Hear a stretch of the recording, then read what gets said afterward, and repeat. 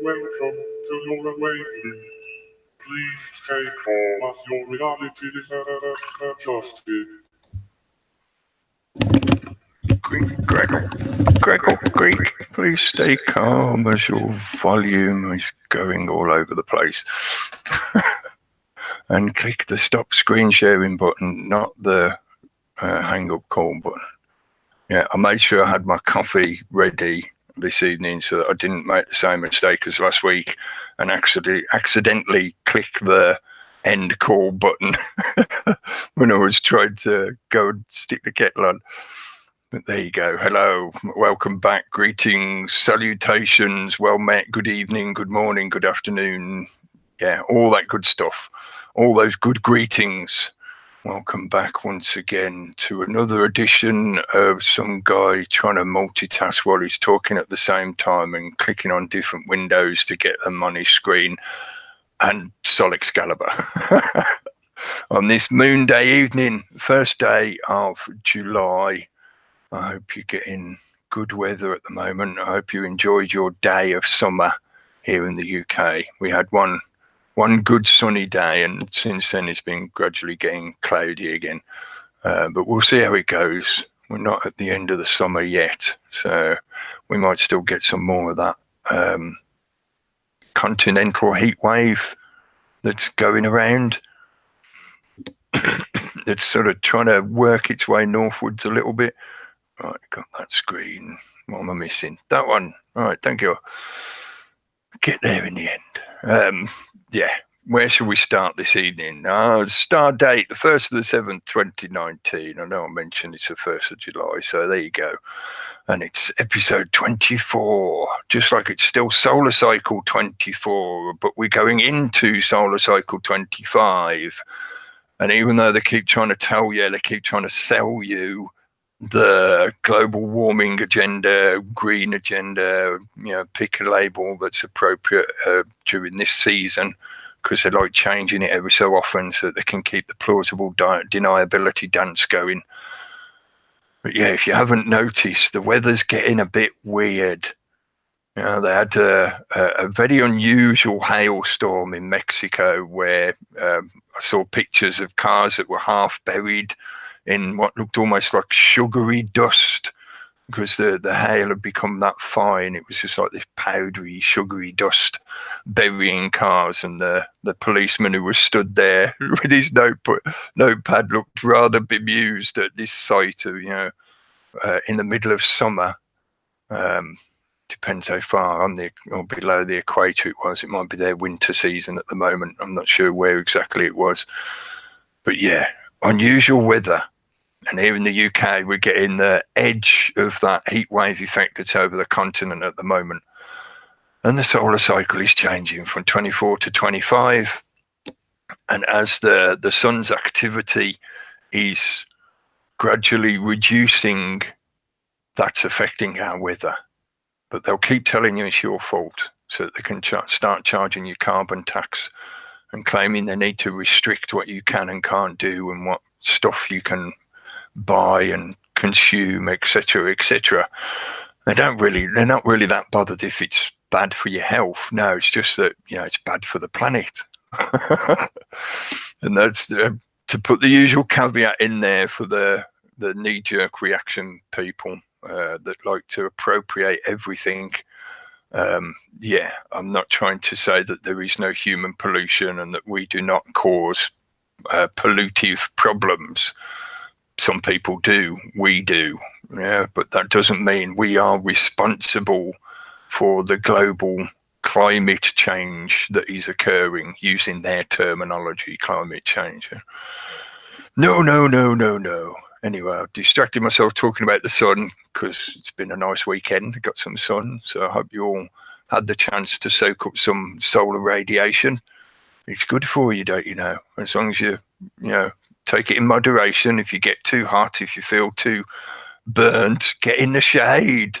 Stop trying to toast yourself like a rack of lamb in an oven. You're not meant to be crispy on the outside. Make sure you do it in moderation, avoid strong sun, etc., etc. Yeah, loads of caveats tonight. And I mentioned appropriation, which is part of what I wanted to rant about tonight a little bit, but also, as I do, talking about things that have been going on recently, within the last week in particular, since the last episode. But I'm often using each week's time period, that slot of a week since the last episode, as a stepping stone towards talking about things that are taking place over much longer periods of time, longer agendas, story arcs, and the story is important. Yeah, in the subtitle tonight, I'll put, and hopefully people will see straight through the simplistic wordplay in this one, victims of the viction, fictims of the viction. Just move the F and the V, and it, putting it back in proper spelling. But it just occurred to me over the week that maybe that could be a new terminology, that rather than getting into what has now become the minefield debate or conversation about things such as crisis actors and the use of agent provocateurs in protests and NGOs and different movements that use the public's power, the power of people's actions and intentions, to further longer agendas such as 2021 and 2030. Maybe a new terminology of fictims, a combination of fictitious victims, because there seems to be quite a few of them more and more regularly over the last couple of years, have built up such to the point that every week, near enough, there's something occurs somewhere, and there is a victim that is talked about in the mainstream media that they want the public to focus on and expend all their energy into, to externalize their grief and anxiety into. And it turns out, or it looks probable, that that supposed victim is completely fictitious, or it's somebody that maybe something has happened to, but the mainstream narrative take that original event or the truth of that original event, and they either extrapolate to extremes or they cherry pick certain details and fixate on those to create an emotional reaction. I'm sure if you're a regular listener of me and my rambling, you're probably fed up of hearing about things like propaganda, because it's everywhere now. It's a ubiquitous form of media transfer of information. If it's going through the mainstream media, it's more than likely been adjusted for the new reality. Please stay calm as your reality is adjusted. But it's more than likely been tweaked in some manner. In that classic Orwellian sense, that was what Orwell was trying to describe or using in his vehicle of the science fiction elements of 1984. I've argued for a few years now, well, several years maybe, that what he was talking about in 1984 was not a possible dystopian future that we might find ourselves in if we're not careful. No, it's about how the world operates now. He just used the disguise of a sci-fi story set sometime in a possible future so that his book wouldn't get banned, or that his concepts and ideas that he was encoding into that story would be instantly debunked or rejected or harassed by the status quo, because he was trying to let the general populace know how their world operates. It wasn't about, in the future they might do this, they might get people to believe that 2 + 2 = 5, and then they'll use that to control them in a perpetual war machine, while they sit in a separate world, cloistered and separated from the rest of reality, the rest of humanity, certainly. But that, it's not a dystopian possible future. He was describing the way the world operates at the time that he was writing the story, from his experiences of working at the BBC, and the way they would rewrite history, or they would edit the details about a current event such that it became sanitized according to the requirements of the current status quo and the narratives that they wanted to push. So propaganda, yeah, I put up the picture of Trump that I cobbled together a while ago. I want you to inhale my gas, sponsored by Zygism. You know, it's just a general pointing the finger at propaganda, but in relevance at the moment, me talking about fictitious fictims, then that just seems to have become a standard with mainstream media now. They can't help themselves but carry out a continuous parade of celebrity gossip, slander, and exhibitionism in many ways. But it's just the fact that, you know, if there isn't a victim currently in the media to capture people's attention, I'll screen share Gary's picture as well for a second. There we go. Salmon mask replica. Yeah, if there isn't a current victim for them to manipulate your emotions with, then they have to create one. They'll write a quick script and present one for you. Again, a caveat, I said there might be a few caveats tonight. I'm not trying to suggest that everybody that's talked about in the mainstream media who seems to be some kind of victim of something is fictitious, fake, not real, and what they're saying is bunkum. I'm not saying that. That's a stereotyping generalization that is classically used by the media to dismiss any arguments or other evidence that contradict their emotional manipulation. I'm trying to be careful with not too much word salad, which I'll get to at some point when I rant about other stuff. But the victims, yeah, there's been a few people recently that have been supposedly victims of some kind of harassment or even physical violence. But there are questions about whether they were even real people, let alone what happened to them. Is that real? You know, is what we're being told in the paper, is that real, or is this just completely made up? And we end up back at that point of questioning the information we're presented with to say, well, is any of this believable? Can I accept any of it? Because there is now a building body of evidence to show that the media is used as a propaganda arm, and to serve that propaganda agenda occasionally, although now more often than not, it's not so much occasional anymore, it's like regular routine. If there isn't a suitable story to fit their agenda narrative requirements, then they create one, or they create an event and they weave a story around that event. So the next step beyond that questioning of, can I believe the information in this detail, in this news story that I'm being presented with, or dramatization on some TV show about some event or occurrence or group of people, demographic of people that are being victimized, and blah, blah, blah, blah, blah. You get to that point of, well, if it's storytelling, what are they doing with the story? And how is the story itself affecting people? So maybe rather than getting bogged down into the details, getting stuck in the rabbit hole of questioning, well, is this actually factually accurate? Now we've got to do loads of our own research to follow some kind of paper trail of going, well, they mentioned that detail there. Let's cross-reference. Is that particular detail actually accurate? And then on from that, who's quoting that detail? What are the sources of that? What's the provenance of that? Is that confirmed by other parties, independent groups confirming, etc., etc.?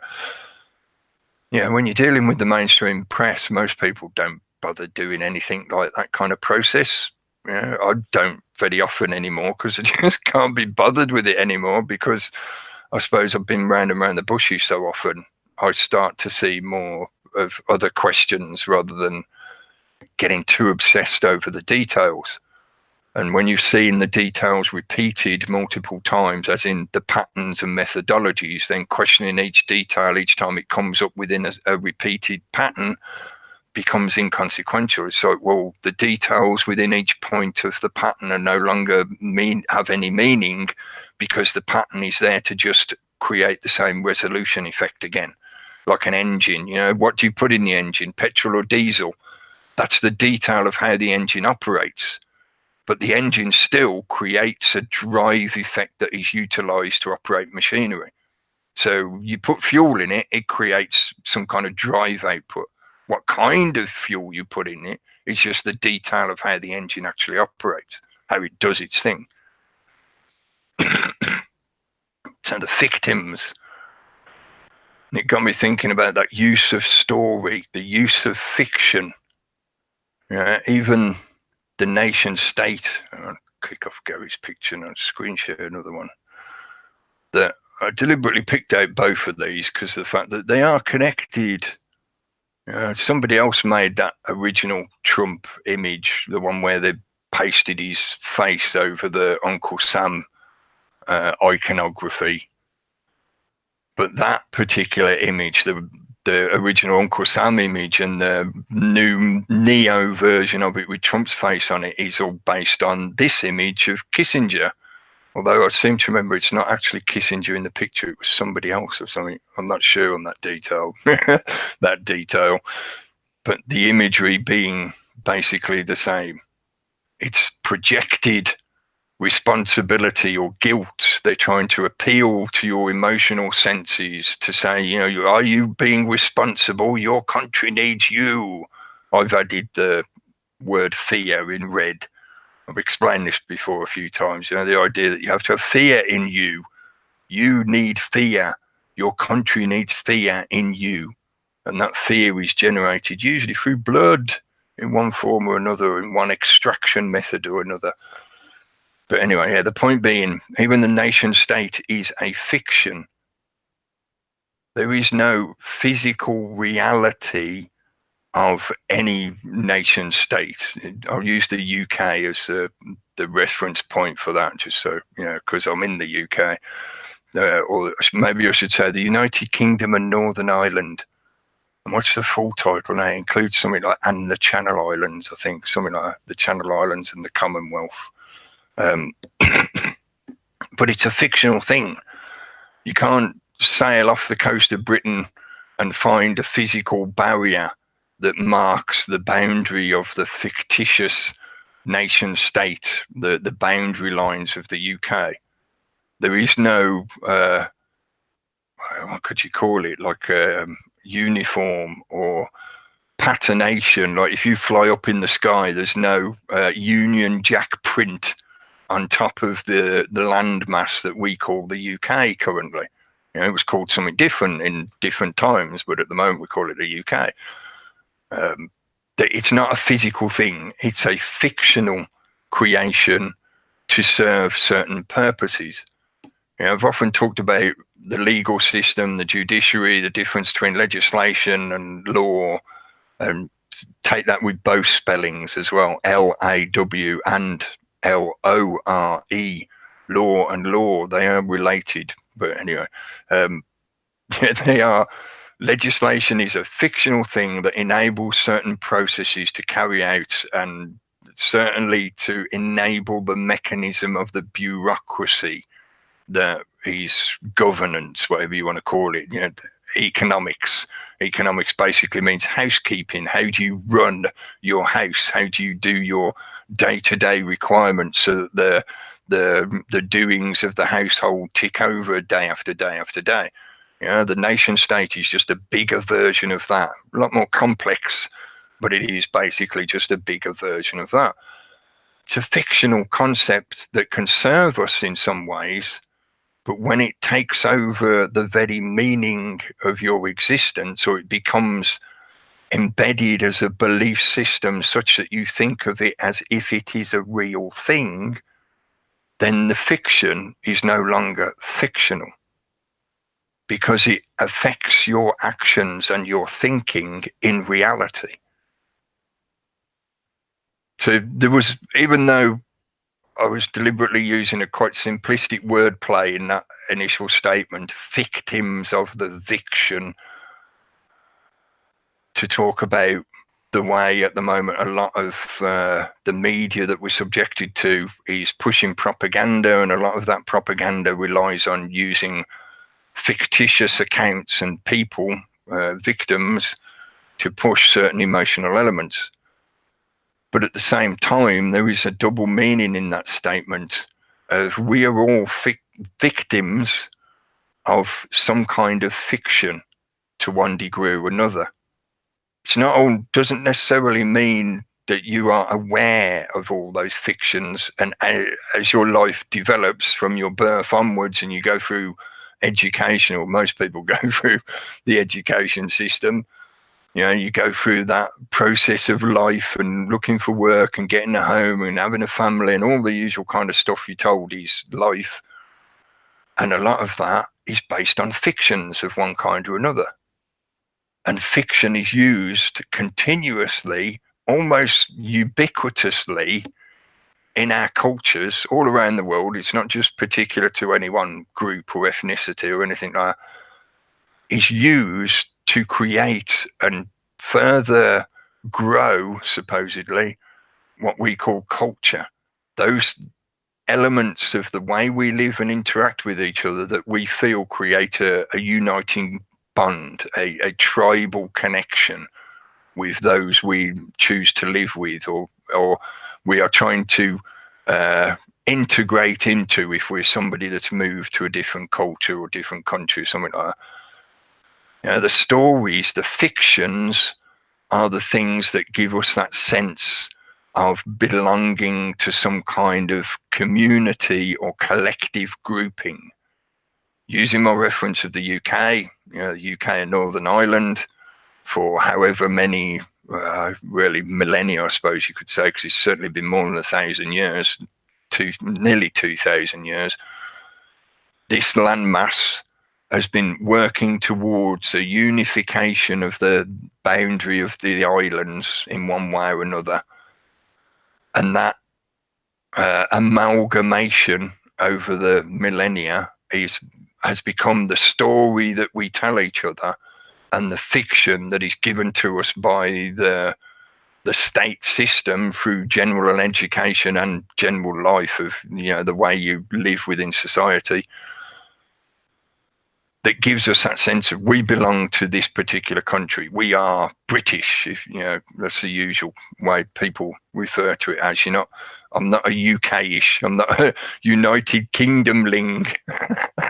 You're British, you know, that's the ethnic cultural group that we belong to, supposedly, in the UK. But going round the bushes with my word salad, trying to point at the fact that a lot of what we are manipulated by in life is storytelling, it's fiction. The creation of fictions and the use of those fictions to convey information from one to another. Sometimes that information is meant to be benign, or it's just, you know, what happened the other day on my summer holiday while I was away somewhere, you know? Or it might be meant to help you, as in, yeah, here's an analogy from some ancient time that helps you comprehend how, you know, life can be shit sometimes, but you're still alive, you're still making your way through life. So, you know, don't always look at the shit stuff, look at some of the good stuff as well. Give you that kind of, you know, uplifting hope, sense of hope. But at the same time, it can also be used to your detriment to control you. So if you have this constant fiction that you are not the power is in the embodiment of a little old lady who lives in a really big house in a place on the landmass that we call the UK, that is referred to as London, or the city of London. You know, supposedly all the power is there, and you're told that fiction again and again and again, day after day, for the majority of your life, unless you choose to look differently or think differently, you know, find out other information. That is the background storyline that is told again and again and again. and that storyline affects the actions and the thinking of the people that succumb to it or feel some kind of affinity to it. Again, caveat, I'm not trying to point fingers at any people, any demographic in particular, and say that, you know, or you're all crazy because you believe this, that, and the other. But when you're talking about the use of fictitious figures, icons, personifications to manipulate people, then yeah, we could say we've all been fooled in one way or another at some point in our lives, and we're probably still being fooled to some degree by something, etc., etc. Yeah, but at some point you have to be able to point at that stuff and go, yeah, I was fooled by that. I believed the story. I went along with the show. I went to the cinema, enjoyed it so much that I thought it must be real, and now I want to go and buy the outfit, buy the costume and the fake lightsaber, and I want to run around in the garden with my mates and pretend I'm a Jedi because you believe the story that much. So going around the bushes again, aren't I? Victims of viction. Yeah, so there's a deliberate wordplay in that statement, double meaning wordplay, as well as moving the letters just to try and, in effect, coin a new phrase, a fictim. Are you a victim, or are you just a, you know, pretend person? You're not even a real person, and you're just being presented to me to try and manipulate my emotions, because that's primarily what propaganda relies on. One more screen share in reference to that. Another one that I know I've shown quite a few times, but it just doesn't seem to be losing its relevance. If anything, it seems to be becoming more and more and more relevant as the days and months go by. I'll read it out a little bit just in case people are only listening rather than looking at the screen. This is a quote from Hermann Goering when he was at the Nuremberg trials after World War II. Let me find the screen so I can read it off the image. Naturally, the common people don't want war, but after all, it is the leaders of a country who determine the policy. In other words, those in charge of the pen that is writing the story about what we call a country and where the tribe of that supposed country is supposed to be expending their energy and their blood and treasure, as the cliche goes.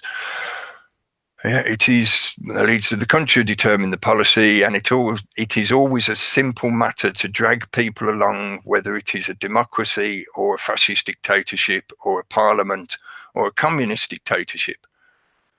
Again, I'd interject, that's because tyranny is tyranny. It can put different labels of what particular colour of government it is, but it's still a tyranny. Back to the quote. Voice or no voice, the people can always be brought to the bidding of the leaders. This is easy. All you have to do is tell them they are being attacked. So in other words, poke that element, that emotional element of fear, fear of loss, fear of danger, etc., etc., emotional hook. Sorry, back to the quote. I'll try and stop interjecting. Tell them they're being attacked and denounce the pacifists for lack of patriotism and exposing the country to danger. It works the same in every country.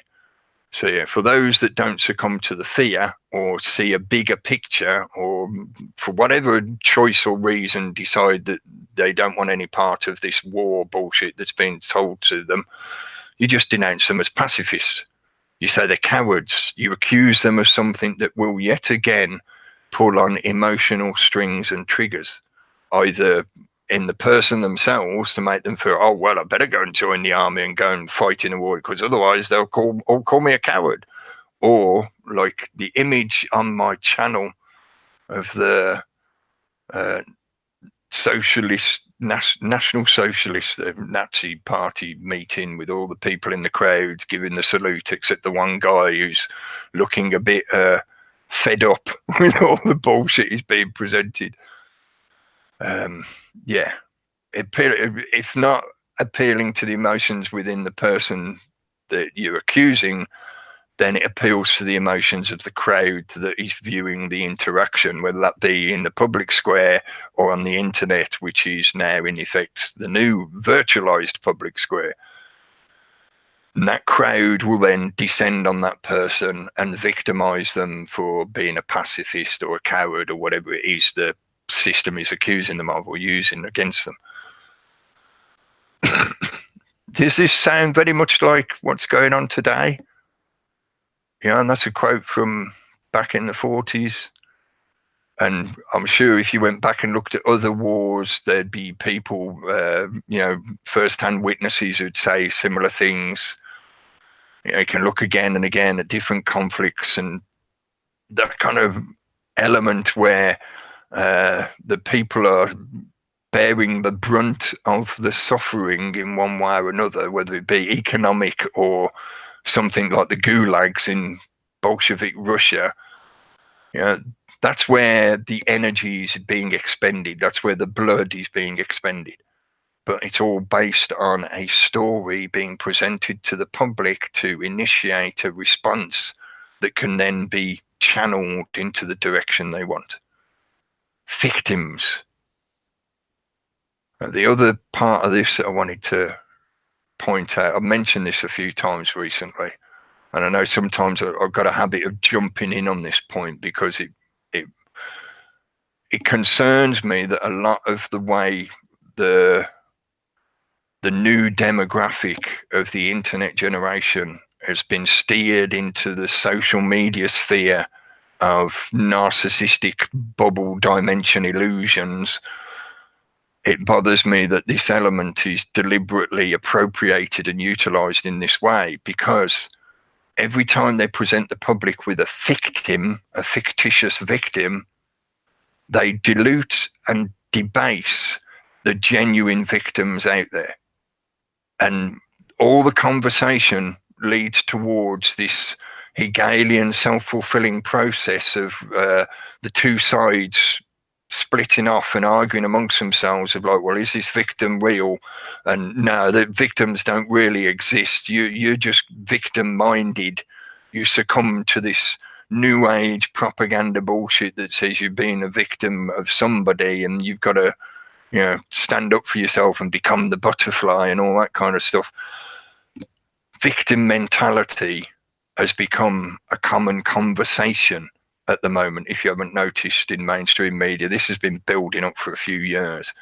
But the concept of the victim mentality has been pushed again and again and again. I'm not going to get into saying who's doing the suggested, who's talking about that kind of thing, who's using the rhetoric of saying that everybody is just a fake victim who is suffering from that kind of victim mindset such that they go around trying to manipulate others around them for whatever reason. Again, it's like the engine is working and it's outputting drive. So worrying too much about what kind of fuel is in the engine isn't necessarily that important to the main question at hand. There are real victims. There are a lot of real victims of things that the public would be, it would be beneficial for the public to be aware of.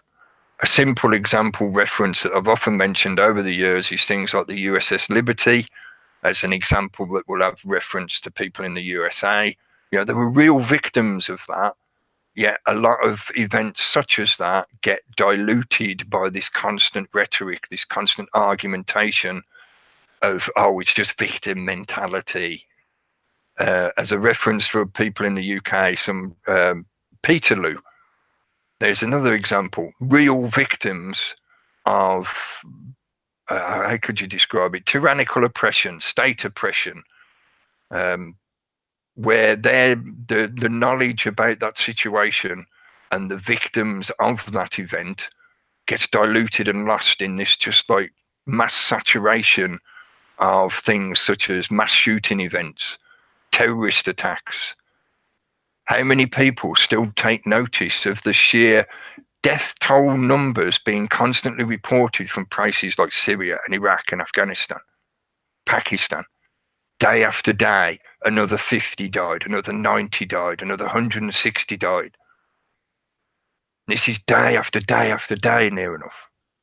But oh no, people want to worry about the victims that they're being presented by the mainstream media, such as whatever, I want to call them abusive names, I'll try not to, whatever personalities on the current iteration of Love Island who happens to have been rejected by their chosen partner in the competition. It's, oh, well, they've been victim of abuse and bullying. And it's, oh my God, what the hell is going on? What craziness is this? And I know that's just venting the angst because I know what craziness it is. I know the way, I know, I have an idea of, I have some awareness of the way the media is utilized in that manner to capture people's energy, their emotions, and expend it through those fetishes rather than them pointing their energy at real victims of things that have much more importance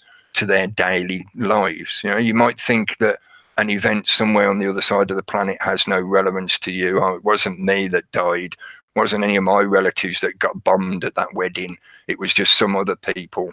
And so you tolerate that. Eventually, when it does happen to you, your mates and your relatives will go, oh, well, it wasn't me. It was just him. Oh, look at the crazy stuff he posts on his social media. Well, no wonder they drone bombed him. It's just the way the world is these days, isn't it? Because of the diluting. Now, real victims don't get the consideration that the majority of them deserve. I can't think of the guy's name now off the top of my head, but I saw it come up on the news articles earlier today. One of the guys of the Grenfell Tower fire, I think he was a relative of one of the victims, and he had an altercation with a fire officer or something like that. I don't know the details of the case, but he ended up getting prosecuted and jailed for said altercation. And yet nobody's being brought to trial for the actual lead up to the event itself, for the various points along that methodology where an intervention could have occurred that could have prevented that actual fire taking place. In other words, if the people within the corporate infrastructure had been pulled up by somebody at some point and been taken off for prosecution because they have signed in agreement that, oh yeah, we'll use this cladding, we've been told that it's dangerous at certain levels and it's susceptible to fire, but we don't give a fuck because we're making more money, so I'll sign for it. They're culpable. But yet somebody who has an altercation related around that event gets prosecuted and jailed quick. No worries. Yeah, you're done, mate. Boom. Yet they're still chasing their tails when it comes to finding those that are culpable for the lead up to that situation, the various occurrences that led to that event happening the way it did, and all those lives being lost. Crazy victims. So I wanted to put that in as well. Please don't be tricked into the stereotyping, generalizing of the rhetoric that is being used against you, because really when it comes down to it, it's being used against you, even if they are suggesting that they're there trying to help you or they're trying to present you with helpful information. The BBC is great at presenting itself as if it's trying to help you and be beneficial to you. Meanwhile, it's pushing all this shit into your head. Remember them putting out statements about how they will not show imagery of bodies or certain events or disasters or terrorist attacks. They won't show the images of the victims, the bodies of those attacks. Yet when it comes to suit one of the particular propaganda narratives of the government to talk about immigration and to get the public in a knee-jerk emotional reaction about immigration, they quite happily show an image of a dead baby on a beach. The reason I'm mentioning that now is because recently there was a very, very similar incident in America on the Mexican border. And I'm questioning this. Is this a real victim, or is this just another version of what they did for the UK public or the European public over here when they had that image of the little boy on the beach. Now it's a dad and his daughter. But same kind of storyline, same kind of conclusion in the emotional reaction from the public when the subject is now brought up again. I'm questioning it, hopefully without falling into that trap of just dismissing it as being just totally fictitious. There's no truth to it. Just disbelieve anything that's in the news, in the TV media, in the internet, blah, blah, blah. It's not as easy as just picking one side or the other and saying it's all this or it's all that. So are you a victim of fiction or viction? A victim of fiction? Are you able to look at both sides at the same time and hopefully not succumb to that yanking of the emotional trigger responses? Yeah, like I said, there's been a bit of that recently. There's certainly over the last week, there's been some of that kind of, look at these latest victims. There was the guy who got beaten up at the protests the other day as well. And, people are questioning whether that was real or set up and stuff, what is going on in that bigger story arc, rather than being obsessed over the details of the minutiae of each event as it's occurring. Look at the longer arc of what is actually going on here and the way those protests are being deliberately brought together to create violent conflict. And the police just stood back and let it happen. I'll share your picture. And the other thing I wanted to mention that is in the subtitle, and this is just something that occurred to me over the week, because now we come to the conclusion of the Pride Month, the month of Pride. Do you mind if I play through? Yeah, and that is just, spot on. Now that we're coming to the end of Pride Month, and I was thinking about just how to say again or how to reword the kind of ideas that I've said before, the kind of rhetoric that I've used before. Same kind of arguments, but how to say it in a slightly different way. And I was trying to think of an example, an analogy to try and explain a certain point of inequality that for some people, again, caveat, I'm not stereotyping and generalizing and saying every homosexual, every gay person out there is like this and does this and blah, blah, blah. No. But an element of how the inequality of the new attitude of the LGBT agenda and things like the new feminism kind of stuff, the radical feminism kind of stuff, is creating more inequality that it was supposedly originally trying to solve in the first place. So a demographic of people who felt that they were being treated unequally to everybody else spent a few decades protesting against that and working against that and trying to raise awareness and all the usual kind of stuff that the NGOs and whatever do to try and change people's attitudes. And they've pretty much achieved everything they were asking for. Now it's become a new version of oppression, where now if you are not LGBTQ whatever, you are less equal than those who are LGBTQ. This is a new attitude that has become part of the argument that's been building up over the last few years. I've said this many times in the past. I'm not going to go into the usual kind of caveats of I don't dislike gay people. But the analogy I was trying to think of ended up as being what I call gayland. Just to try and explain or get across the idea that I'm trying to put to people of how, be careful with this inequality thing, because you're now running way beyond the line and trying to claim that you now have superiority over everybody else, when initially what you were asking for was equality to everybody else. In gayland, how about if all these gay people want want to be able to live in a society where they're treated just like everybody else. They're normal. They have the same rights as everybody else. All that kind of usual stuff. Well, how about we let them have a landmass somewhere on the planet, their own little country. They can call it Gayland, and they can all live there. And they can have this society that they want so much. And obviously that way they'll have their own rules, they'll have their own governance. So any of us weird heterosexuals or cisgender or whatever we're supposed to be, any of us that go and visit Gayland would obviously be, subject to their rules and conditions because we're in their country. We're in their fictional nation state. But okay, let them do that. And then they can have all, they can all be equal to each other and everything. And anybody visiting will be equal to them because that's what they want, equality. And we'll see how many generations that country lasts.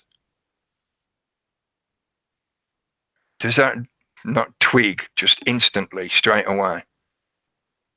If the entire planet was gay, if the entire species suddenly decided that, this stuff that they're now teaching all the kids in school is actually the new truth, the new reality. I'm going to be gay from now on.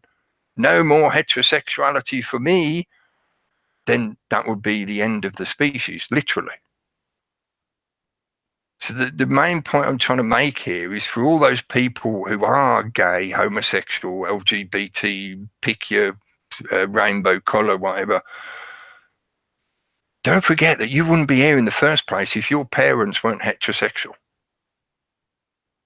And please, really don't forget that if it wasn't for those heterosexual parents getting together and giving birth to you, creating you, then the only other way that you could possibly exist is through technology, which means you have unless you yourself happen to be a scientist who has access to all the equipment, all the materials needed to make your own baby, then like the majority of other people, you would be reliant on an external party, a middleman, to do that creation job for you. So if you did all live on a planet, Gayland planet, you would last one generation without the use of technology. Like I said, I'm not trying to attack anyone. I'm just trying to come up with an idea, an analogy that maybe help people see. It's like, look, you wanted equality. As far as I can tell anyway, maybe you just say it's my opinion, my attitude or whatever. You've got equality. You've had it for quite a while, really. Yes, there's some people in society that could be labelled homophobic or whatever. They have a distinct dislike of you. They want to do harm to you, all that kind of stuff. Yes, there is. But in the same way, there's people that have a distinct dislike for anyone that's got a beard. But you don't see me demanding that the judicial system and the legislation is changed to accommodate bearded people and to deal with those horrible people that harass me because I've got a beard. Your fixation on your victimized element of your life or your claimed victimhood within your life has become you, and you're not that. That again is referencing from the victim mentality kind of stuff. A lot of people are sucked into one side of the argument or another around the question of homosexuality and LGBTQ, etc., because they have that kind of need to be a victim of one kind or another. Either they're homosexual, they're gay, and they're a victim of oppression and homophobia against them, or they're heterosexual that thinks homosexuality is absolutely against the laws of the creator and must be eradicated, and they're very fundamentally against it. They're both succumbing to the same loss of self into just a complete obsession that serves no long-term purpose. I've for a long time tried to explain my point of view in that sense of like, I personally, I'm not interested. If you're homosexual, that's great, mate. or if you're lesbian, whatever version of homosexuality you choose, that's great. You carry on, but that's not for me. Thank you very much. And it's not my life. I don't need to announce my sexuality to somebody as soon as I meet them. Hello, I'm heterosexual. I like putting my penis in a vagina. Thank you. I don't do that.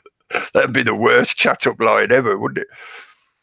But for somebody who is obsessed about that detail of their life, that becomes them. They lose themselves and they just become this belief system, this ideology only. And, it becomes very one-dimensional. It's not even two-dimensional.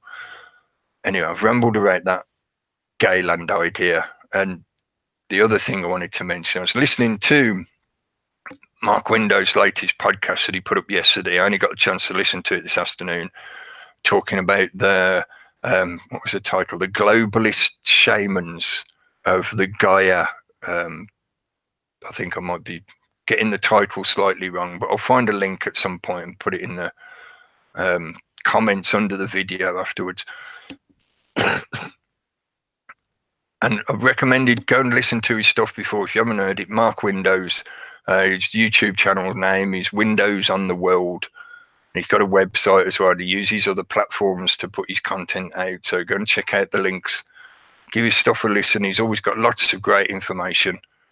And in reference to talking about victimhood and victim mentality and the use of propaganda to manipulate people's emotions such that you can get them to put their energy into furthering an agenda that is the purpose or the desire of certain small elements and groups and demographics within society. Yeah, he's got a lot of good information. But what I wanted to question with the last podcast he did, and the reason I'm mentioning it as part of talking about all this kind of stuff is I feel it's very appropriate in reference to this kind of talk or discussion, even though it's just me talking at the moment. This kind of talk about the use of propaganda to manipulate people into the confused use or misuse of knowledge, such that it is really just serving larger agendas such as Agenda 21, 2030, etc. And the one thing, I agree with all the stuff he was talking about in his podcast, the reference he was making. I was like, yes, thank you, good stuff.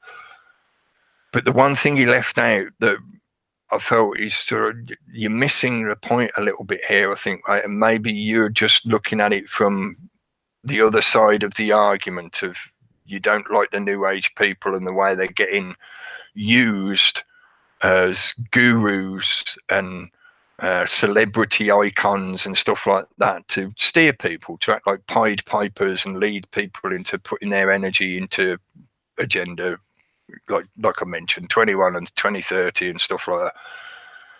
But the one thing he didn't mention at any point was appropriation, and how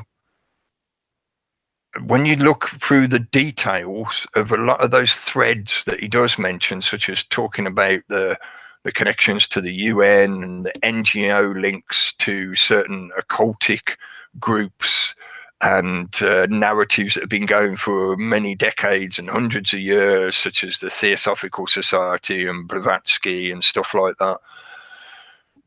A lot of that stuff has been appropriated deliberately to be utilized to capture people's energy and put it into those agendas.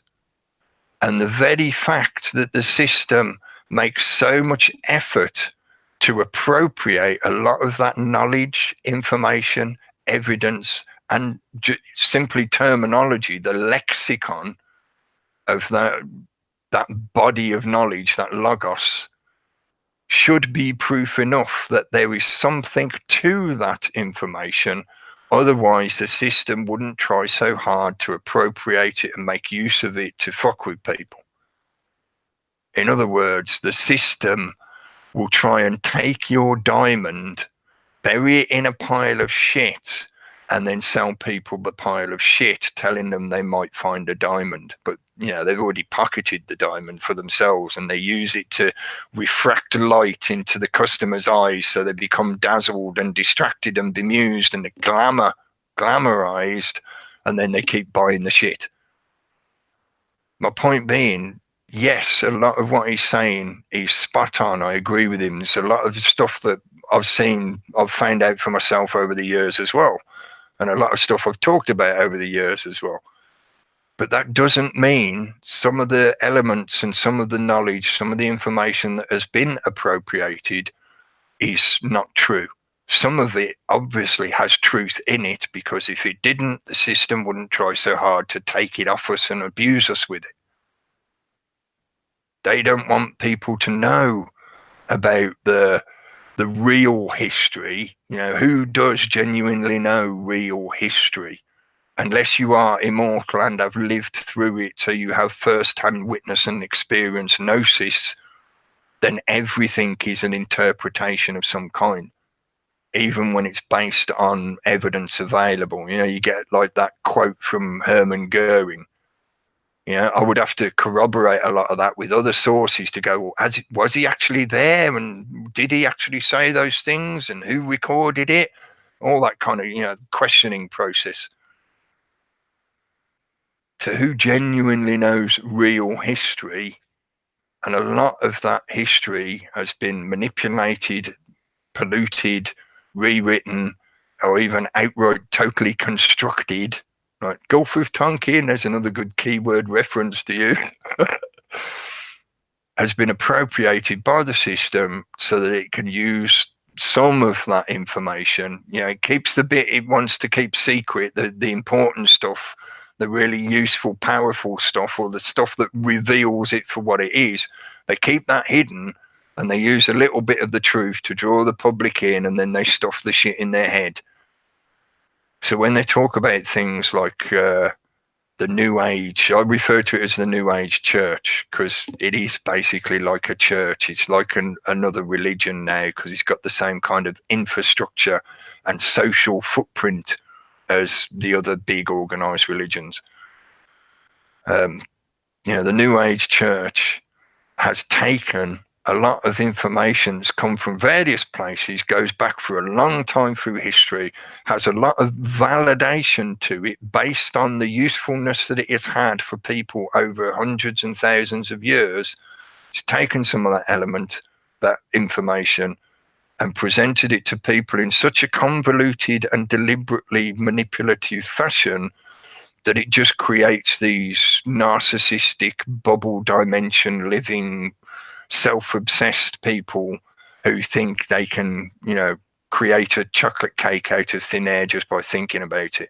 The worst, most ridiculous elements of the New Age church label that can be presented.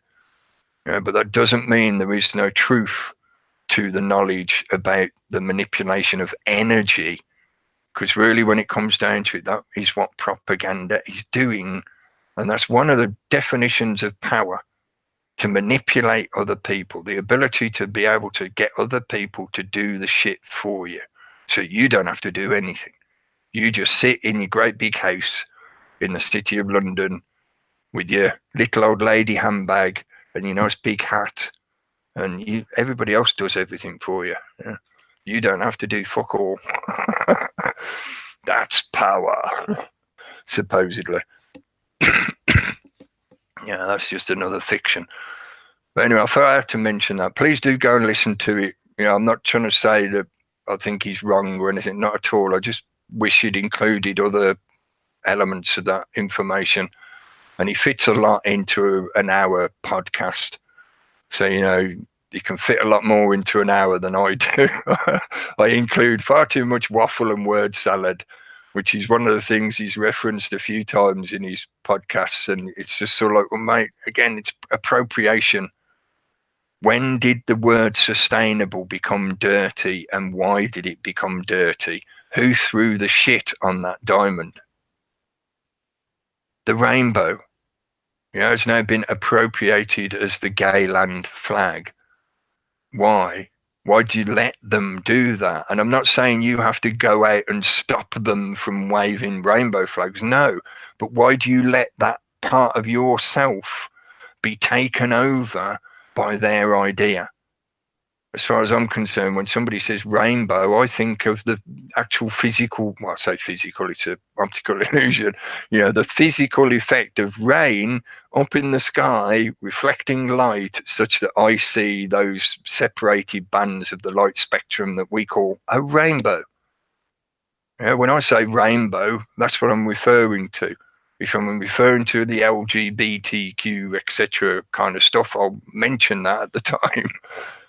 But the system tries to appropriate everything and either use it for their own purpose, which could include being used against you, against us, or they try to make it benign so that it's no threat to themselves. So that might include hiding it away so people don't find it, or persuading people that it's meaningless bunkum that you don't have to worry about, that kind of stuff. Yeah, don't let them appropriate the language. Don't let them appropriate the very concepts themselves and the definitions that go along with a lot of the words we use. You can come up with your own definitions if you want, but then you're going to need to, let everybody know what fucking language you're speaking, because otherwise there would be no communication. Come up with your own language if you want, but then you've got to go around teaching it to everybody else so you can actually talk to someone. If you wanted to, of course. So anyway, I've ranted enough, I think, for today. Hopefully that all made sense. Don't get stressed out by the fictims. Don't let that deliberate anxiety that they're trying to get on you to make you forget the genuine victims, or think that there are no victims at all, that kind of stuff. I was just thinking of the inversion they pull on us all the time. Invert everything, turn it round the other way, and you think that's the truth. That was what made me think of changing the F and the V. Right? Was I was thinking, well, it is kind of like the way they use it against us is an inversion. How can I make that sound inverted? And it just occurred to me, like, yeah, just move the F and the V. It works. Was it east to west or west to east? Yeah. There's a deep question for you. Well, supposedly, the New Age is based primarily on Hinduism, brought from the East and presented during the 60s to the Western society. And if you want to dig into it, it's a big topic area, but there's loads of great stuff been put together, written or in documentaries about the hippie movement, the foundation of the UN, the Lucius Trust, the Grateful Dead, the creation of LSD, the use of cocaine, lots and lots and lots of stuff that will help you see how we went from the turn of last century, the 1900s, and the Theosophical Society and the influences of people like Blavatsky and Crowley later on, and how they affected the political propaganda machine such that they utilize something like the creation of the New Age church concept to draw people in, capture their energy, and turn it in on itself so it's no longer a threat to the system. And that's the magic. Yeah, that's power. Saying it, hopefully, I'm not trying to say that they are all powerful. They're not. They're just using methodologies of power that enable them to do this kind of stuff. Yeah, and jabbing us to react a certain way, knowing how we react to certain stimulus, a certain fear, like you said about Goring, was it? For that quote, they know how to manipulate us. They always have done. And then they use. It is a natural reaction, isn't it? If somebody comes banging on your front door saying, the enemy's coming over the hill, they're coming to get you now, you would be like, oh shit, what do we do? And that's what they rely on. You're going to be at a loss. You're going to be like, oh no, what's going on? And they then step in and offer the solution of, oh, well, we can organize an army for you. Yeah, it's interesting what's happening. I don't know if you've seen what's happening today or the last few days out in Hong Kong with the Chinese. Obviously, the students have been, I think they broke into the parliament or something I saw before this evening. So another Tiananmen sort of square type thing. You're going to think, are they going to crack down? Is it going to be because the students are saying they're staying there for a long time and They're not going anywhere. They're there for the night, and there's thousands of them. Be interesting, this one, because Hong Kong, as you know, was British, wasn't it, or had British ownership up till about 22 years ago or something. Yeah, 98, I think. Yeah. And now with what's going on there now, I think the something to do. I can't remember what it's about now. It's gone out of my head. Why they're actually transition. Off. Yeah, it's this new laws or new things coming in that they're not happy with. It's basically to do with the extradition. Extradition, yeah. That's when the UK gives up, because I think we still got a certain amount of influence there, and I don't just mean political influence. I mean infrastructure, bureaucracy, control over the buttons and levers, basically. Yeah. There's still some contractual influence on Hong Kong, but that's coming to a close this year, either this year or next year. I'm not sure of the dates of all this stuff. But once I say we, like it's me, it's not the state. Once the state completely relinquishes control to China, the people living there are worried that China's going to immediately step in and do what they do through most of their nation, where they'll go, oh, you're a dissident, you're naughty, you're a bad guy, and they'll just literally descend and do a disappearing effect on them. Because I thought that back 22 years ago, actually, when it was handed over. Yeah, but we didn't completely hand it over. Yeah. There's been this 20-year transition period where the UK still has certain contractual ability to control what's happening there. Isn't it about extradition as well? Yeah. Yeah, I mean, that sounds nice. I just made up this when you was talking about appropriation, yeah? And a couple of times I've been reminded of this old Dead Kennedy's album cover. Yeah, the title of the album is Fresh Fruit for Rotting Vegetables. Yeah. And there's just something about the gay flag and the way they turned it upside down. Yeah? So they flipped it. They appropriated it and then they flipped it. They inverted it, yeah. Yeah, and the reference to fresh fruit and rotting vegetables I thought was particularly appropriate for the gay movement. But like you said about gayland, I mean, at certain times, if it was close, like just over the border, it might be a really good place to visit. Yeah, I mean, you can imagine the amount of fucking hairdressers over there, competition with each other. Yeah, I mean, you'd be able to get a really good haircut for about 50p. There'd be so many of them with no work. Yeah, but they'd all be fashion designers and Instagram vloggers and home decorators. See, I'm doing it now, stereotyping, cliche. Yeah, but it's true. Some of the stuff, I think, was it last week or the week before, I was ranting about the pride stuff. A large element is driven by vanity. Is the easiest way to describe it, the simple way to describe it. They're obsessed with imagery, their outward appearance, and what everybody else thinks about them, which is why they're good at fashion. They're good at home decorating. They're good at presenting themselves in a way that most people look at them and go, oh, yeah, he looks good. He looks nice. Yeah. Even the BBC, is it, stereotype these people. Did they have gay eye for a straight man dress or something? They used to have, I think. Yeah, and Frankie Ball made that joke where he said, but he went and he went out to make a couple of friends who were gays because they might teach him how to dress well. But all they wanted to do was fuck him in the ass. Yeah. He got banned from the BBC for that. Yeah. Steve Hughes did a brilliant stand-up set on that, but it's saying similar. It's sort of like, they keep telling me that wearing certain clothes makes you gay, and it's like, I thought being gay was when you wanted to stick your dick in another guy's ass. In his Australian accent, it sounds a lot better with him telling you. I've got a little anecdote about that, but first, yeah, Tony put in the comments, yeah, that the trans people, what have they got to do with the gay movement? Because the 0.00003% of people who genuinely feel like they're the wrong gender in the wrong body, you would have thought they'd want to keep it quiet. You would have thought they'd want to go out, get the operation, and try and live a normal life. No, they need everybody to know because it's about image. Not the genuine ones. Yeah, the ones who are doing it for fashion. But it's not really LGBT. Trans is not transsexuals. It's transvestites. Because the true transsexuals wouldn't want all that publicity. I think it's both. I don't think they differentiate between transsexual or transvestitism. Not in an acronym anyway. In the acronym, I should say.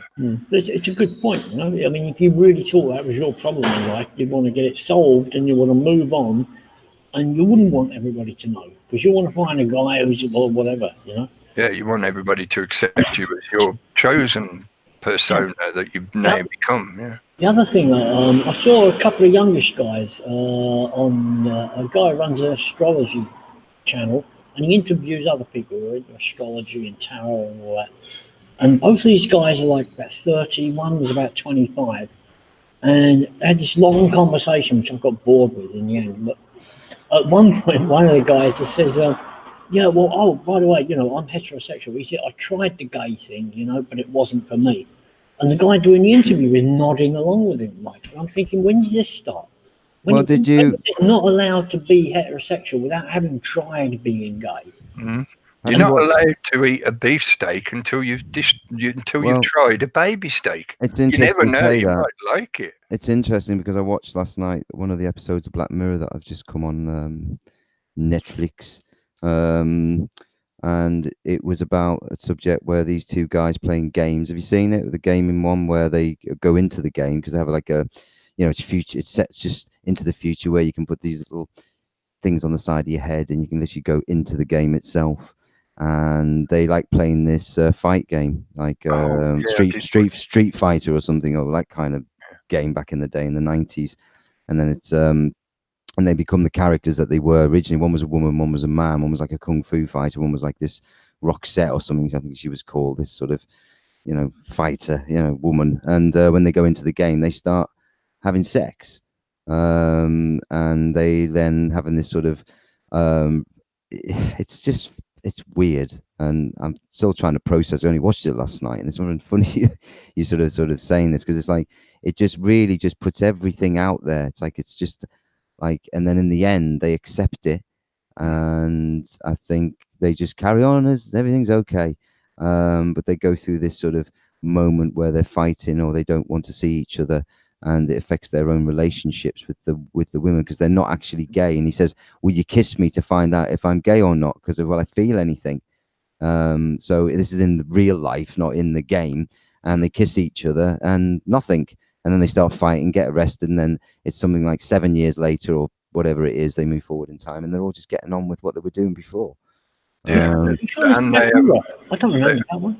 It's one of the new ones and in the new series. I've just given loads of spoilers out, so if you haven't seen it, sorry. The main point I thought at the end, the conclusion is that they go back to sort of like the lives they were living before, except they now have an arrangement where they meet once a month to That's do what I mean. it carries on. It doesn't end. It carries on. But we're in agreement with their real world partners. So the guy makes an arrangement with his wife. It's like, I'm going to do this once a month. Yeah.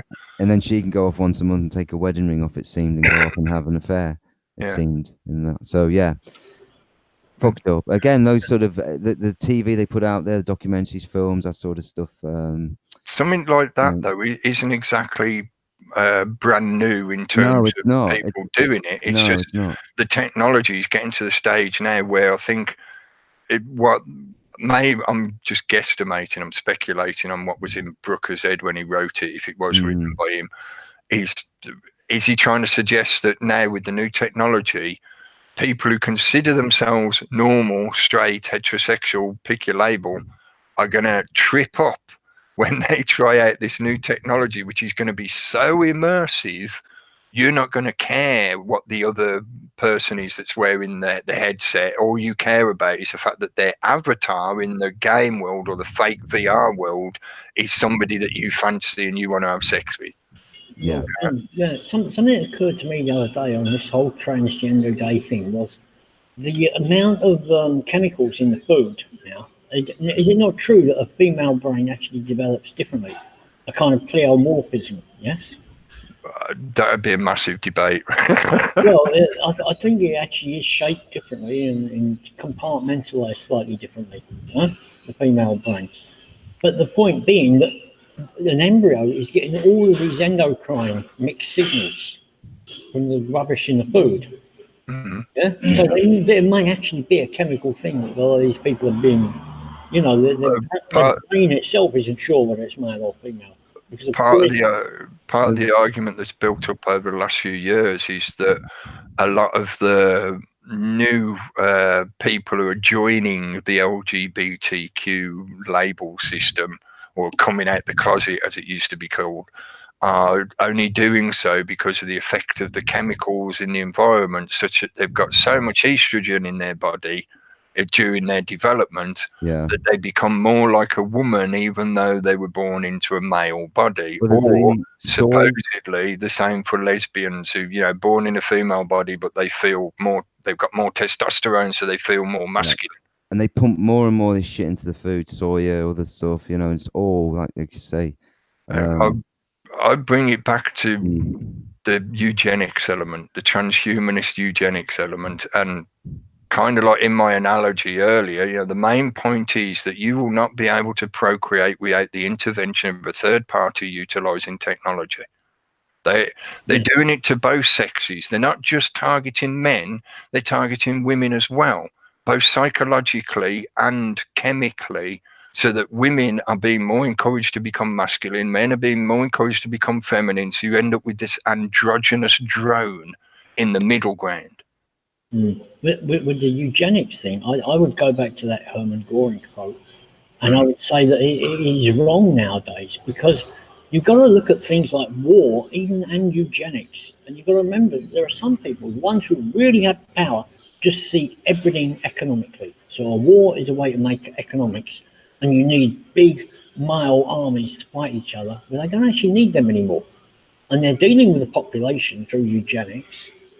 So now the problem is you don't have to convince everybody we're under attack. You have to distract everybody. Yeah. So the tiny elite of the testosterone-fueled army can go and fight another army while everybody else is distracted. Yeah. So, I was just going to say, and the old method of culling the population through warfare is not really possible anymore because of the public distaste for it, because more information available to the public means more of the public know that the warfare is bogus, illegal, deceptive, or, you know, pick a label for that. So they choose to not support it, not join in, etc. That means they can't cull the population through warfare the way they used to. So they've got to cull them in other ways, through other methods. Yeah, 5G. Exactly. And they can either kill them or preferably make them sick to death so they can still make money from the pharmaceutical industries. Yeah, just make them infertile and the birth rate will drop through the floor, and then you ain't got to worry about the growing consumer base. And keep having sex in virtual reality, and eventually you will have no population left. Yeah. And of course you get people that are still working, paying the taxes to pay for the pharmaceuticals that the sick ones are dying from. At the same time, you've got a certain number of children being autistic, which really takes up all the time and energy of their parents. Yep. So they can't go out and protest things because they're just too busy. Yeah. I don't think anybody's actually come up yet with a way of reversing autism through vaccines, like detoxing all that metal, because it's a growing child. It becomes incorporated into the muscle, bone, or whatever it is. Yeah. Well, no scientists or doctors are allowed to tackle the pharmaceutical industry because they get shut down, don't they? There's plenty who do. Well, they get killed off. Yeah, or struck off, or whatever. Killed off, struck off.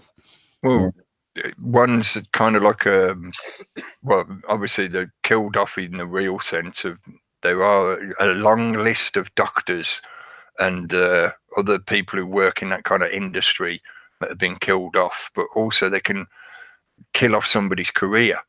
So they might not necessarily need to actually physically kill you. They just rubbish you in the public eye. They get you struck off and removed from all the scientific associations, etc. And basically that's your career over. You're done. You've got to go and work at McDonald's. I tell you what, I wonder if there is a connection between those societies where the testosterone level is not going down fast enough and the legalization of marijuana, because it's taken over now in America.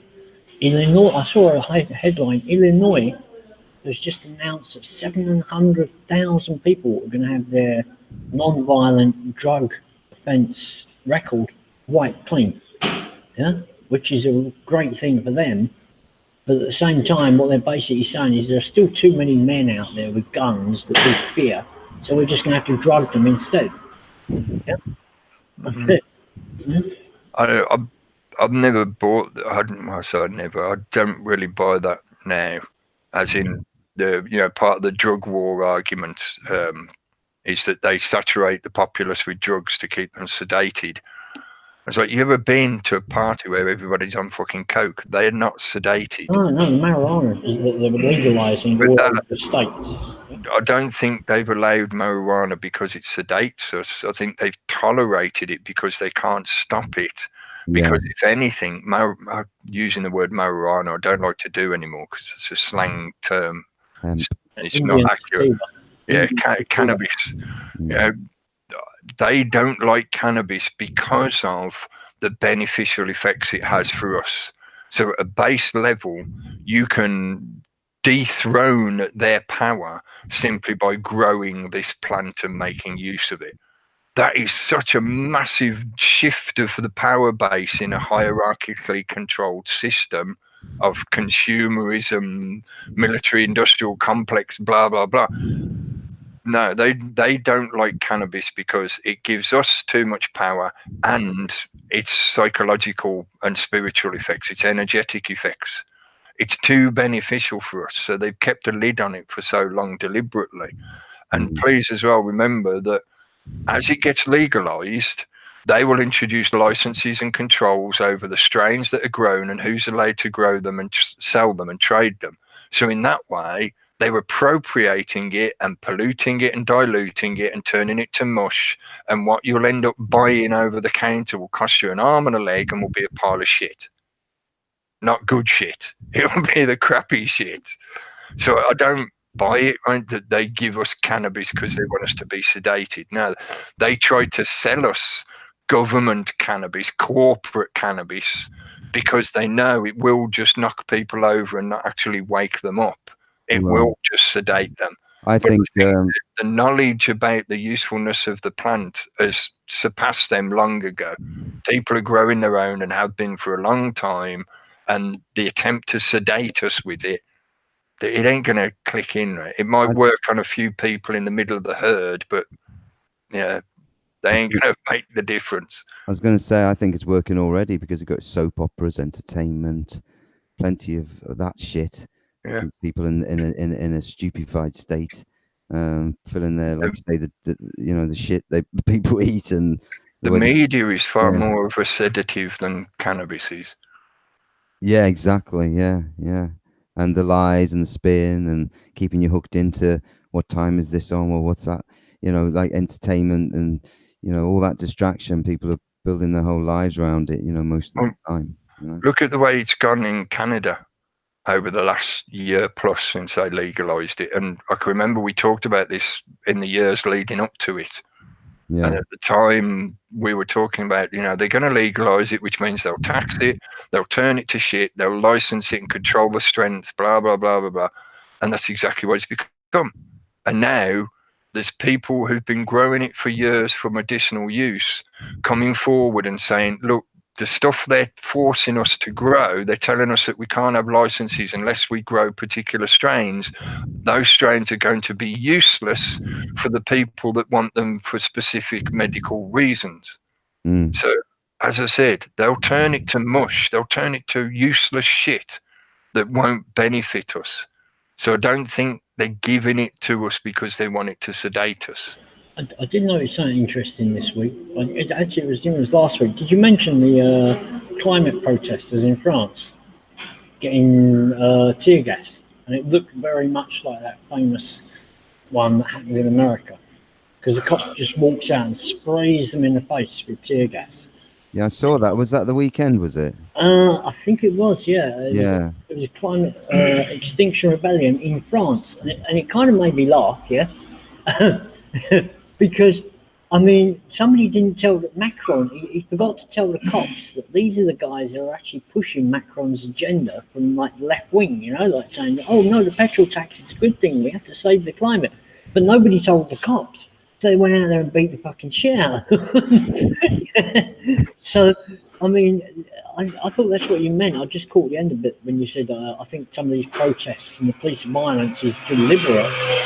And I thought, well, maybe that is. Maybe they've gone out there and said, look, there's a few Extinction Rebellion people. They're on our side, but we want you to really give them a good hitting because that'll make the news. And then everybody will say, well, what are the Yellow Jackets complaining about being injured? Oh, look what just happened to these poor Extinction Rebellion. Never mind that about 9 people have lost their eyes.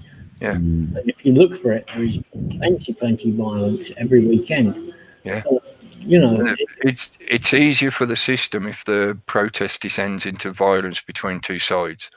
It serves their purpose of creating a justification for the need of the system to be there to stamp out the violence, and at the same time it creates victims like that, either genuine victims have been smashed in the face or fake victims that can say, oh, I was hit on this protest.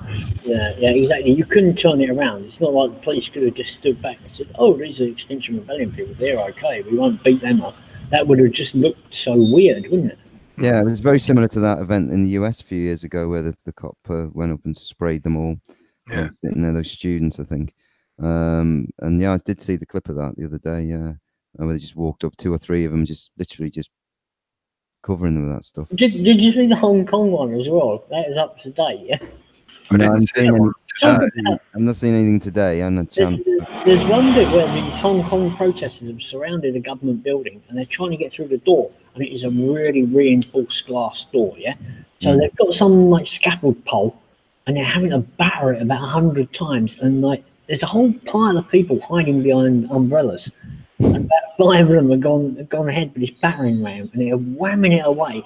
But to either side of them are like 300 people with cameras, all watching like 6 people with a battering ram. Yeah, the people with cameras fucking filming it just outnumber the protesters. Yeah, it's incredible, man. It's the new theatre. It's like I called it kind of blood sports before. You know, it's that vicarious Colosseum that you can experience thanks to the amazing internet technology, but you can be an audience member of that vicarious Colosseum. You can tune in and watch the riot porn live on your TV.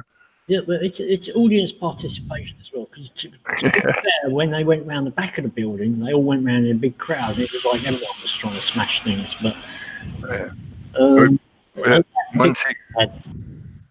Sorry, it was just something that I remembered I was going to mention before we come on air, the stuff about the use of psychedelics by the leaders of some of the NGOs and protest group movements and whatever. Because in Mark Window's podcast, he mentioned the woman who formed the Extinction Rebellion. Was it a woman? I thought it was a guy. But anyway, it's a woman as well, yeah. The one he's talking about is a woman, isn't it? And her experience of going off to visit the shamans in South America and using ibogaine and ayahuasca and having an experience that made her subsequently leave her family and then set herself up as an activist to lead this movement because she'd been supposedly given the keys of how to go about creating change. Yeah, from the ayahuasca. That was the vision given to her by God. How to go out. Programmed her mind. Oh, the quote. The reason I wanted to mention it, and I should have mentioned it when I was throwing in the stuff about the 60s and the New Age Church, because it's related to all of that. Again, if you go and look into that kind of historical thread of manipulation with things like the use of LSD and cocaine and drugs being given away for free at the things like the Grateful Dead concerts and stuff like that. They're doing the same now with this current uprising of energy. They've tried to use that same methodology of give people some major drug, let them have that drug experience, that psychoactive experience, And then as soon as they're coming out of it, after the drugs starting to wear off, their handlers step in and go, oh, you just had an amazing vision, haven't you? Oh, that means you should be in charge of this NGO agency, and we'll give you all this money to carry out your activist work and stuff like that. The system has been using that same methodology for a long time. They need a convenient, useful idiot. Really good reference point for this in a way, even though it's not supposedly connected to drugs, but just the way that element of the profit being used and presented to the public is an old movie from the 70s called Network. If you haven't seen it, go and watch it. Present some good ideas, and there's some good detail in that storyline that reveal the system for what it is. But that use of that element of, we'll take somebody, give them some major drugs that will, space them out. And then after their experience, we can step in and go, oh, did you see fairies? Oh, well, the reason you saw fairies is because the Earth Mother Goddess was trying to tell you that you have to now go in front of the public and tell them that we all have only 12 years left to live. They push their narratives that they want for the propaganda and for the agendas in through these people, who then go around playing the part of a guru or whatever and selling this narrative, even though they're supposedly doing it for your spiritual benefit or for protecting the planet and stuff like that. That's true. That is a lot of how the system operates, and they do it repeatedly, and it's happening again at the moment, in particular with ayahuasca and the indigenous shamans of the cultures that use those kind of psychoactive drugs. But that does not remove the truth, because the system is appropriating something that has truth in it so that they can use it to manipulate us all.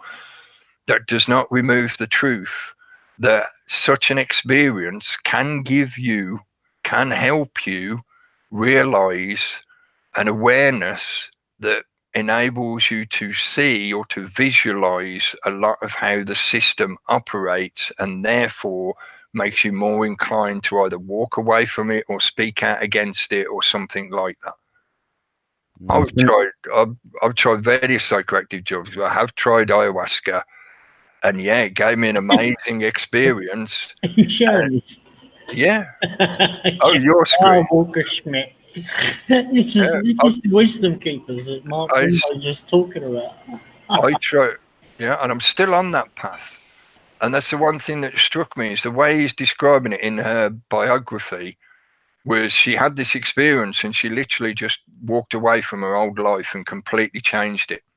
That is not uncommon with people who go through that kind of experience, whether they do it on ayahuasca or something else.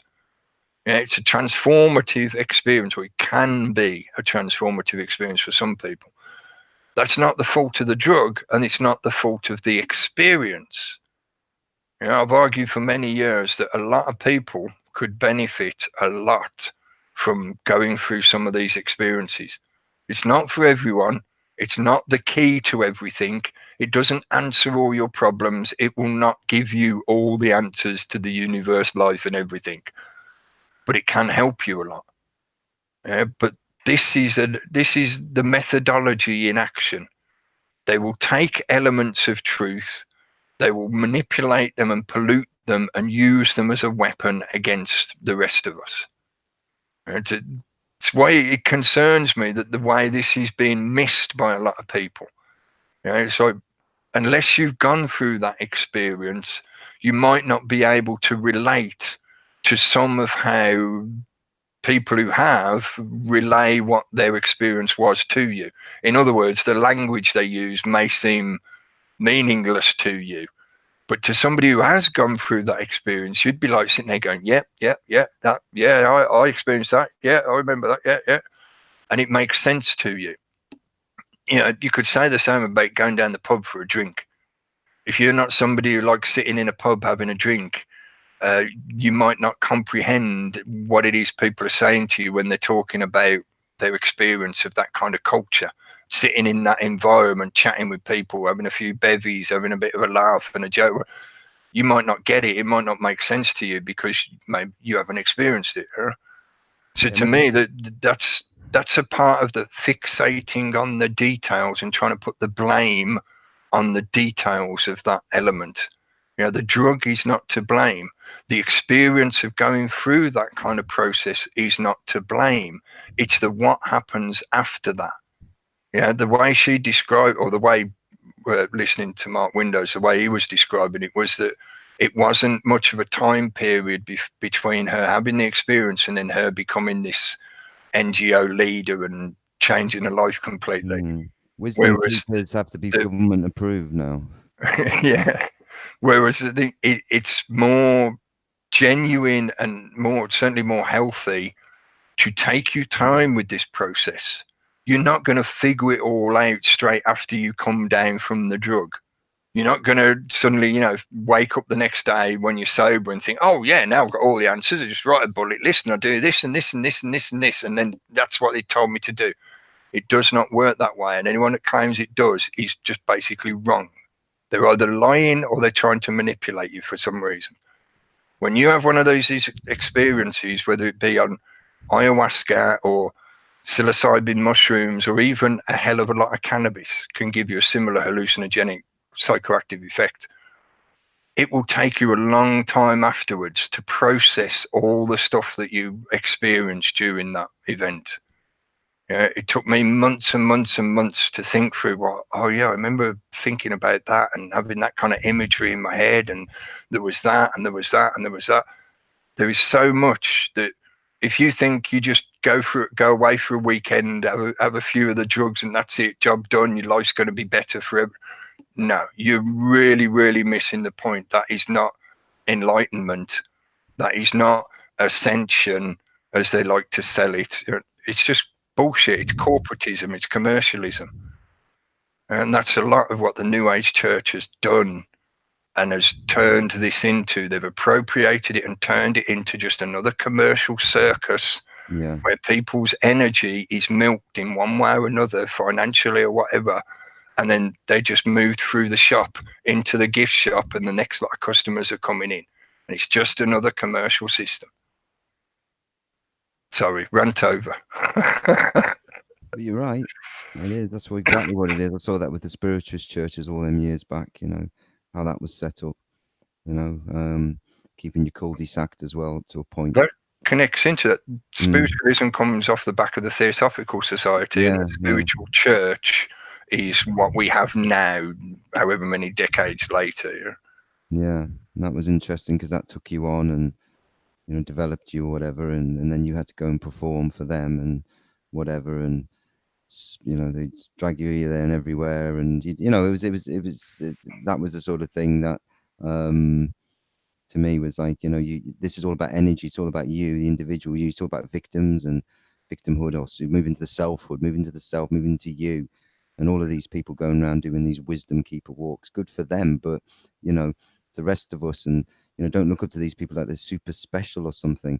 You know, we've all got some sort of, you know, gifts or, you know, something that's good, you know, something we can give and something we can do well with.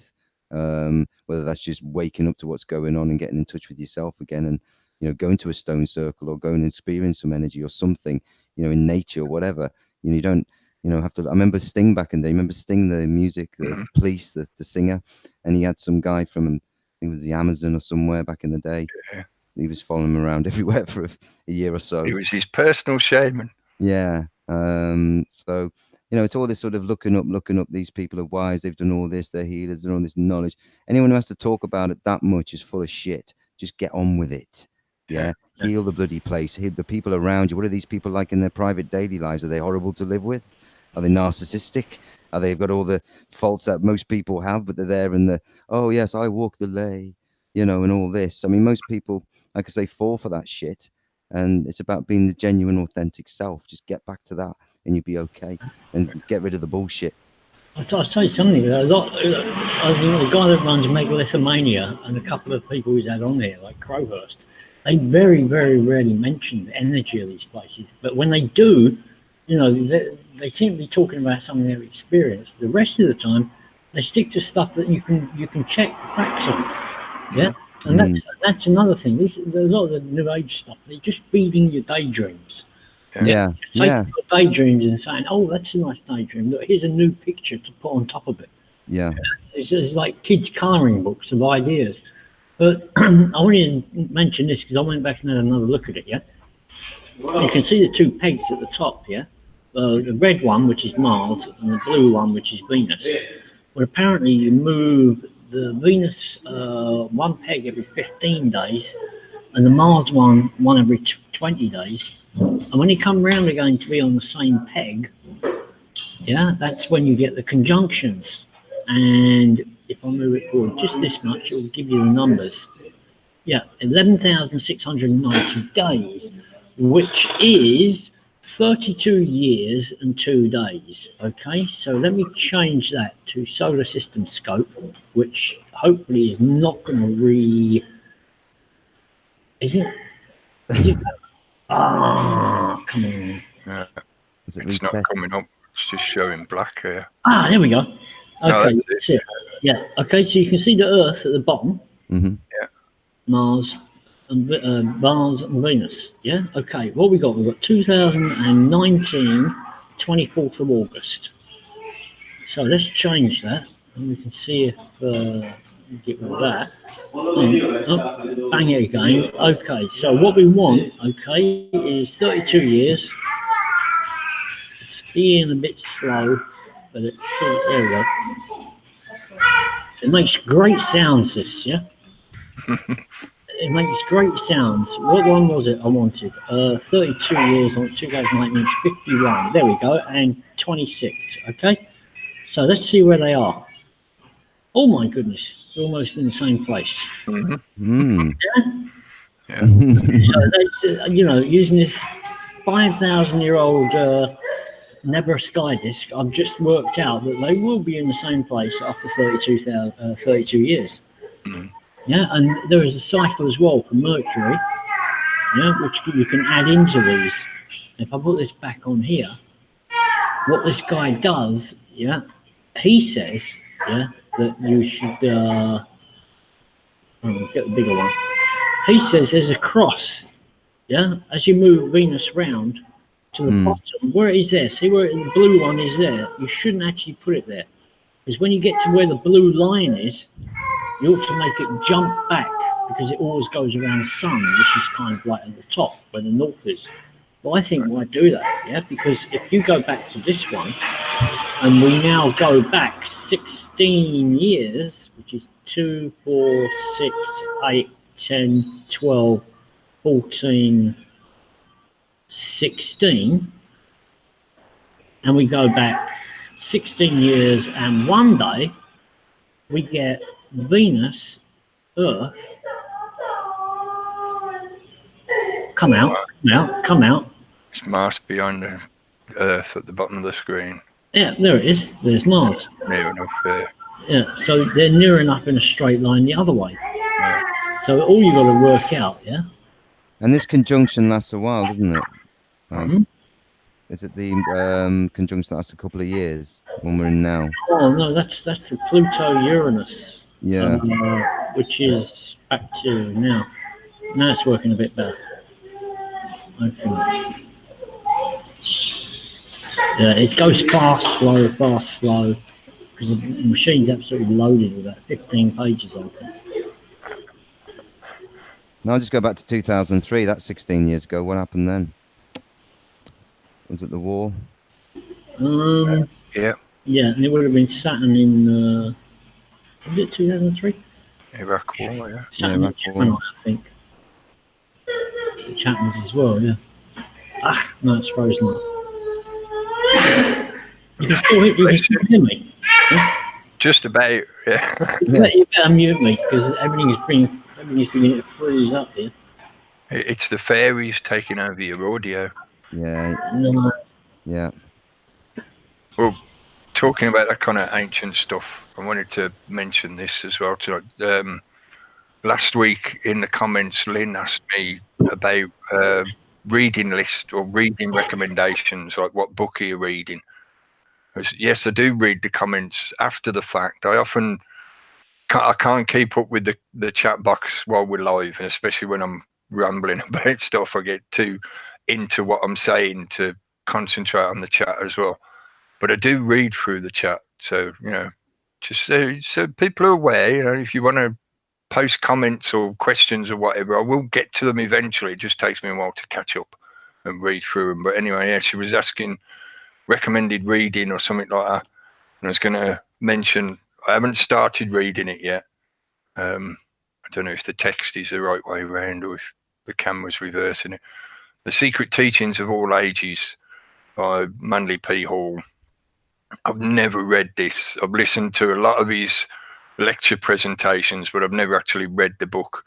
So I finally got a copy, and I'm going to try and get the time to sit and read through that this week, hopefully, because I'm on doggy daycare duties again. So I'm going to get the opportunity to sit, hopefully, out in the garden in the sun, and I'll just sit and read through that. An interesting life, Manly P. Hall. I know that later on in his life there was a lot of controversy around his death. Apparently he had spiders and all sorts coming out of his mouth or something when he was did a post-mortem on him or something. There's an interesting video out there. I'll have to find it, dig it out. I'd have to really question that. And no, apparently the aftercare he had when he was getting very old and stuff, and some say he was bumped off, and there's a lot of shit going on with that. But yeah, very interesting guy. He was funded by two lesbians, two millionaire lesbians who sent him off and paid for him for about, I think, 20 years or so to go travel and stuff, go around Europe and all over the world, Asia, all over the world, and gain knowledge and understanding and things of that nature as well. So he had a lot of followers at the time, and he's quite popular. And I think from the 50s onwards, he sort of fell out of, that kind of group or that kind of favour, because things were changing, weren't they? The spiritual church was in decline. Yeah. Not 1950s. Yeah, I thought it was earlier than that. No. He was 1920s and 30s was his heyday, really. Yeah. Around the same time as Goethe, because I was reading a post the other day, and it was called the Mary Poppins effect or something, because Mary Poppins was written by a woman who was a lesbian. I can't remember what her name was now, Pamela something, yeah?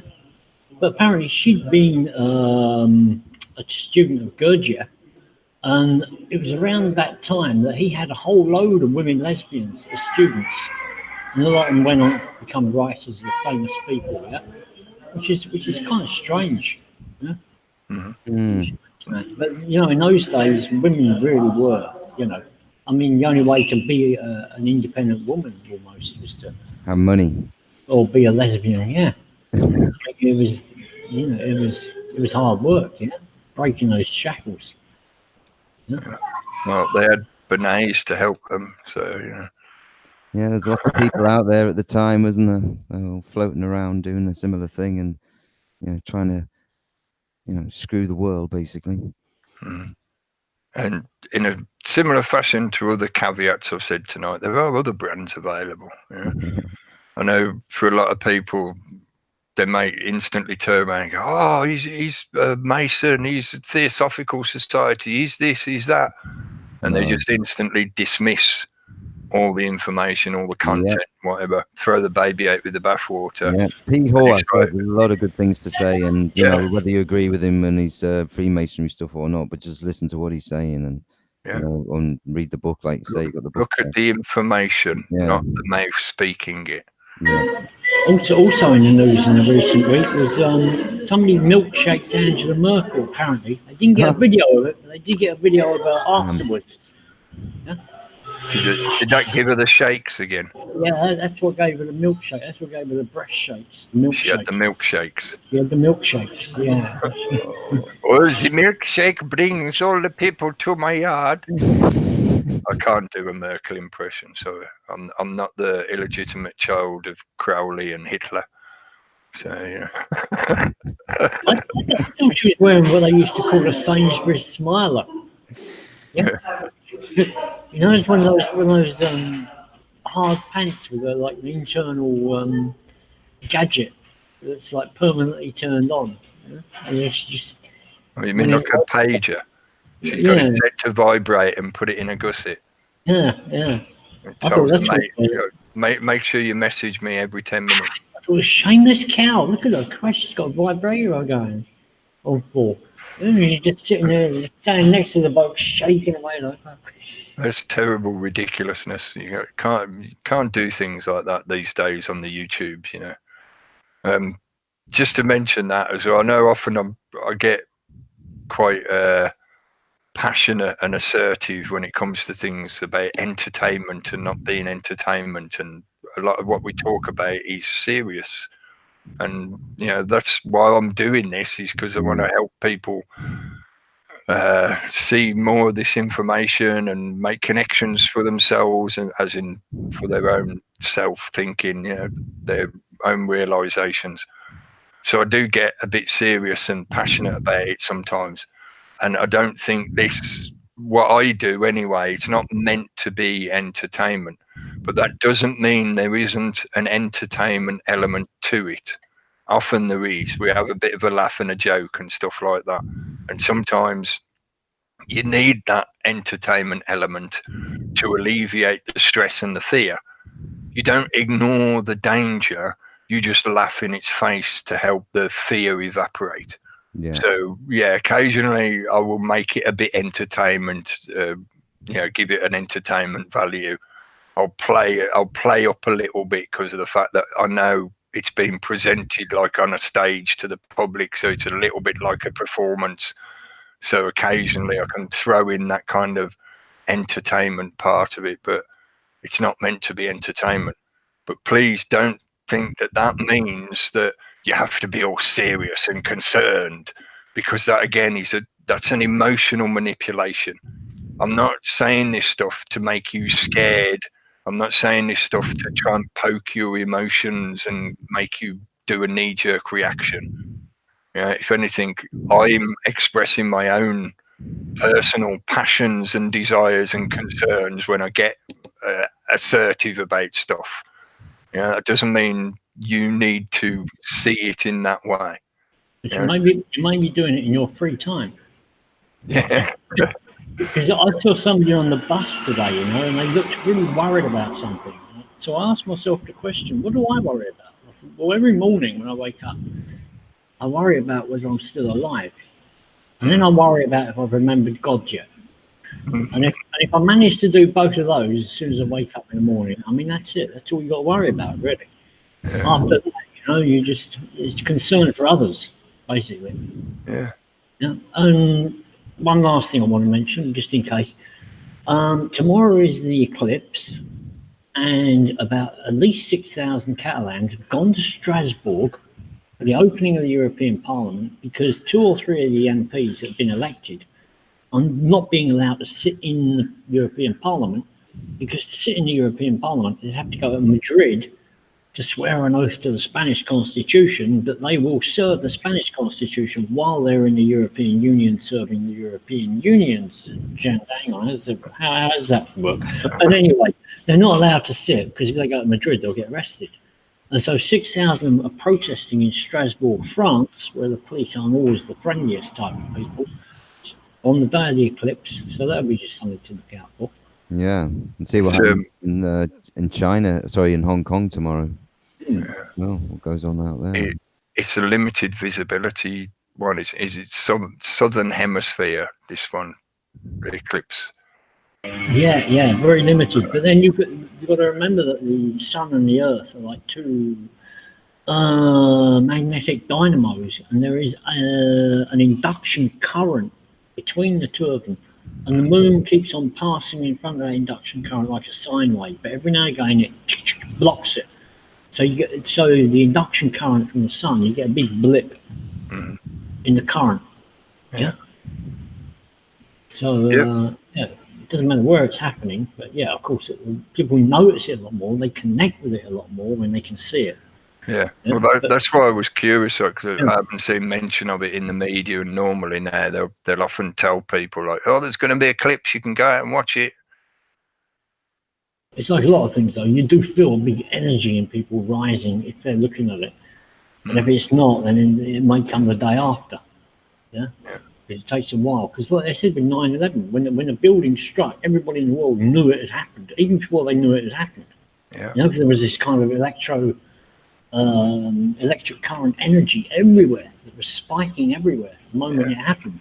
So people sort of telepathically knew something had happened. It created a distinct peak, a blip in the random number generator sequence that I can't remember his name. He's some parapsychologist scientist that was doing a study on random number generation and whether people can influence it. You know, things like controlling machines with the mind and stuff like that. He was researching that. So they'd had a machine running, doing a continuous stream, 24/7 continuous stream of a random number generation. And on 9/11, for no apparent reason, there is this distinct peak in the stream, as if this energy all of a sudden caused the numbers to go a particular direction. Yeah, but yeah. Again, I'm giving one last shout out, Mark Windows. He mentions the fact that a lot of people in the New Age Church are not interested in parapsychology, whereas, you know, it's something I think you need both. Yeah, it's not one or the other. It's not science or spirituality. It's both. They're the same thing. Don't get sucked into one side of the duality or the other. You know, they are both part of the same experience of this thing we call life. So, you know, make use of the cognitive abilities you have, the reasoning and the rationality. That's science and the scientific method. But then you need the storytelling as well, because that affects hearts and minds as well as just the rationality and whatever. Yeah, anyway, I think I've ranted enough. Thanks for joining in, guys. Thanks for showing us the star dish stuff again, Gary. Cheers, Cookie. Cool. Yeah.